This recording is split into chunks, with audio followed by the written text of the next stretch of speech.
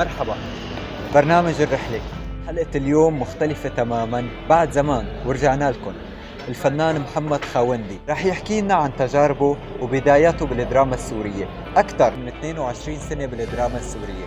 محمد خاوندي هو فنان مميز بيشتغل كل أدواره بحرفية عالية. القلب الطيب دائما بيكون مظلوم بمجتمعنا. رح لكم شغلة كتير حلوة، خلوا قلوبنا بيضة، لأنه الحياة لما بتحبنا بتهدينا شغلات حلوة. مع الأسف الحياة ما هدتنا شيء أبدا، وما شفنا شيء من حياتنا مع الأسف. ضاع الحلم وضاع كل شيء. الحياة عبارة عن كابوس علينا.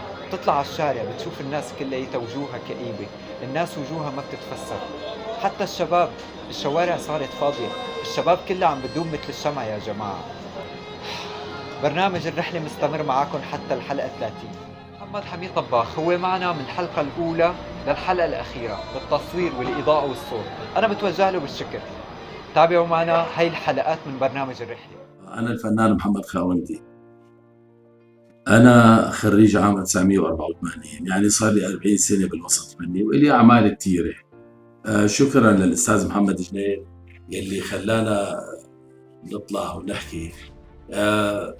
السي في تبعي كثير كبير وأنا سعيد باللي حققته. إن شاء الله الأيام الجاية ناخذ أدوار أكبر وأحسن، وبيكون لنا بصمة على الدراما السورية يلي هي السنة كانت كتير ممتازة وكانت الأول على الوطن العربي والحمد لله.